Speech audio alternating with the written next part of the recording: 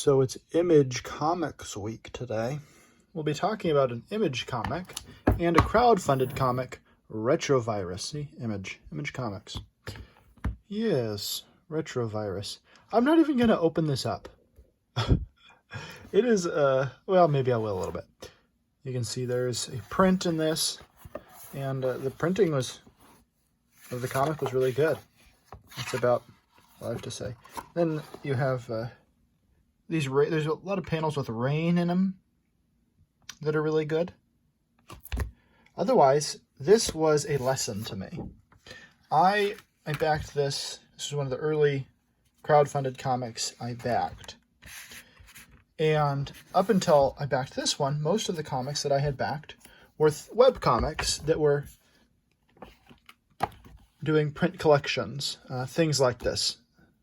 The Bean, Guns of Shadow Valley. They were things you could go and look at and get an idea of what the book was going to be like, what you were going to get.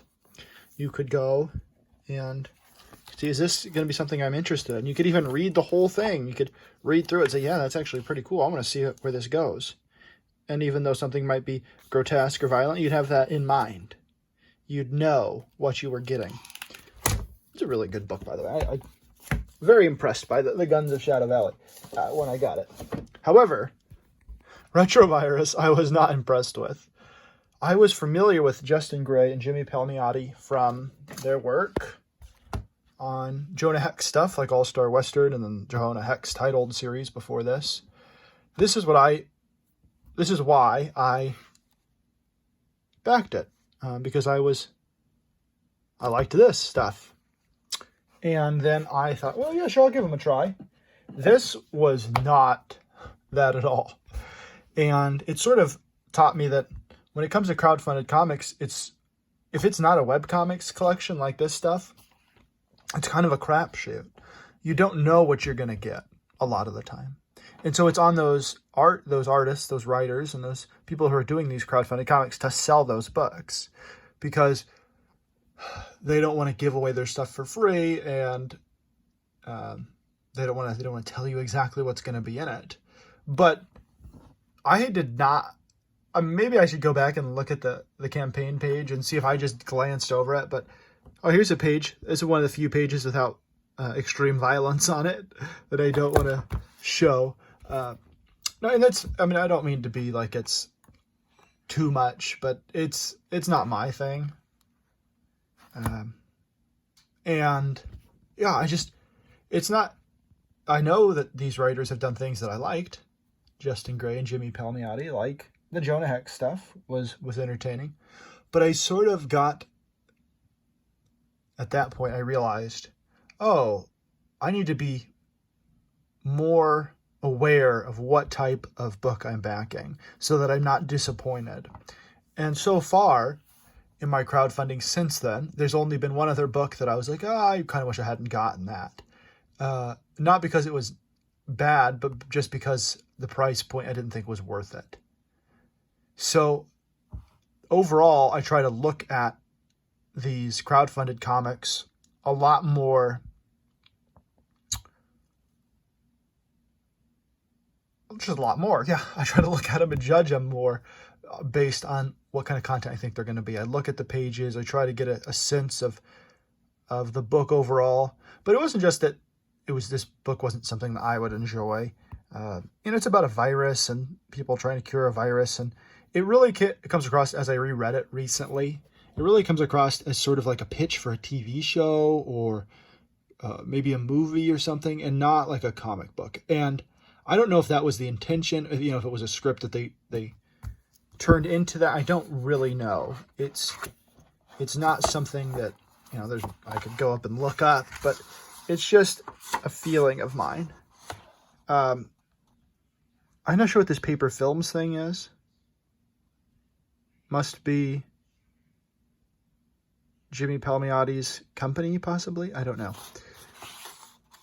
But the point is, with this, it didn't feel like, a lot of the time it felt like the story was telling you that things were happening rather than showing you things that were happening.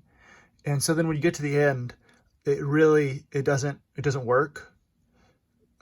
Basically, at the end, this character is in love with and married to somebody she met during the course of the story, but there's hardly any interaction between those two characters, and you're left kind of being like, I don't think you earned this ending.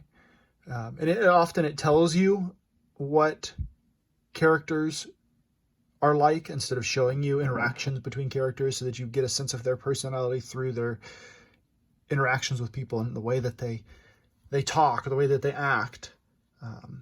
It also starts out with a strong woman trope, like she's having trouble with her boyfriend, he's no good. She goes into this meeting with, or to give a presentation to scientists and doctors, and then you have like these dudes, and they're like, oh, at least we'll have something nice to look at. I didn't know this was a wet t-shirt lecture, but I approve. Not realistic. The people that would have been in these types of lectures, even during this period, it's like 2011, 2012, when this was written and produced, not like this. This is not how it would go.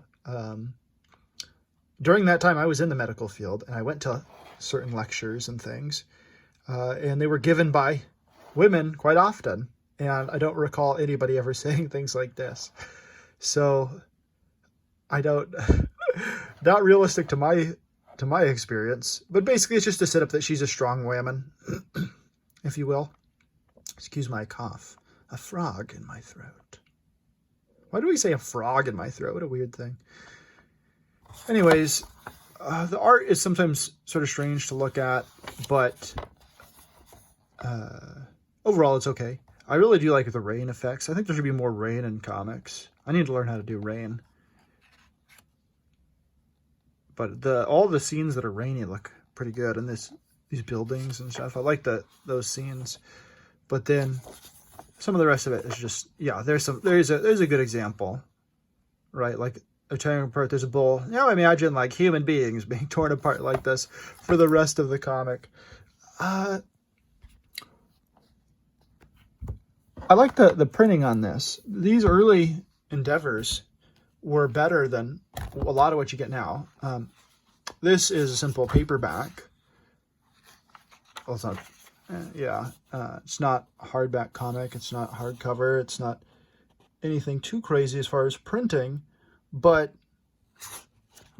you get a bunch of it. You're getting a lot of pages because this was a web comic before it was printed, and so there's a huge backlog of content, and it's a cool, it's a different format. It's fun.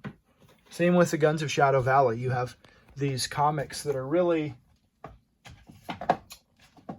there's a ton of content in them. This is like, I think 48 pages. It's definitely below 100. Like 48 pages possibly. I don't know exactly how many, but it feels kind of rushed. It feels like if you wanted this to actually be a comic where you got to know these characters, a lot of the things that are like, often it'll go like 1 week later, 3 weeks later, a la SpongeBob. And the parts that it skips over, those are the parts where a lot of the characterization could have taken place. But ultimately, because it's skipped over, you don't get that characterization. And so by the end of the book, I was kind of just not interested. I kind of had to push myself through it this second time to refamiliarize myself with this comic, because it's been, 2012, I guess, is around when I got this, 2011, 2012. So almost 10 years coming up on soon. That says something about it, that I've had it for so long, read it twice now. I don't know, maybe it's time to get rid of it. Who knows? But overall, like, I don't want to sound too bad on this. There was some interesting elements, and I think it's one of those things where it was an early crowdfunded comic like this, and they're trying to figure out how do we do this? How do we do this many pages at this price point and everything? And probably that's why it feels like instead of being a 4-part miniseries comic, it's a 2-part miniseries comic. It does not have that same, I don't know, it doesn't feel like it had a chance to breathe. And that's a big issue with comics. So you have this balance. You're trying to tell this long story, but you don't have enough pages to do it. So you need to figure out a way to economize the space that you have. Sorry. And to do that well, or you need to tell a shorter story. I think that's something a lot of people need to focus on. It's something that we need to learn from. Basically, show, don't tell. If you're introducing characters, there's been a couple of times lately where I'm told how I'm supposed to react to a character. That happened in a comic I like, which we'll talk about more in depth later, but it was Fables, basically like telling me about a character instead of showing me the character. And then this one, which is Retrovirus. Yeah. So next time on Image Comics Week, we will be looking at the first trade of Wildcats. Oh, I'm excited. Oh boy, am I excited for this. I love Wildcats. I'm a big Wildcats fan going way back. This will definitely not be the first time I've ever read this. So, Grifter's cool, kind of cool. He got a cool look, though. I do like Grifter. Not that I've read any of his comics. I like him as a concept. I like him as a potential character. But, yeah. Well, I guess I think this is Voodoo. Spartan, maybe? Am I wrong? I probably am.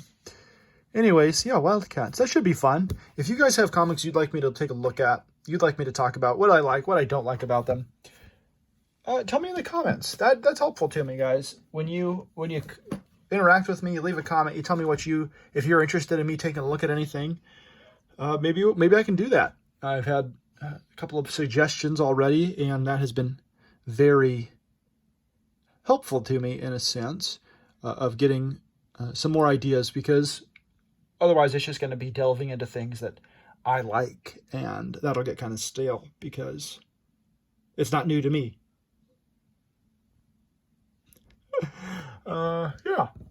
Yeah, so leave a comment, likes, share, subscribe. All of those things help to get this channel seen by more eyes. And the more eyes we get on this, the more videos we can make and the better videos we can make, I think. So it's all up to us.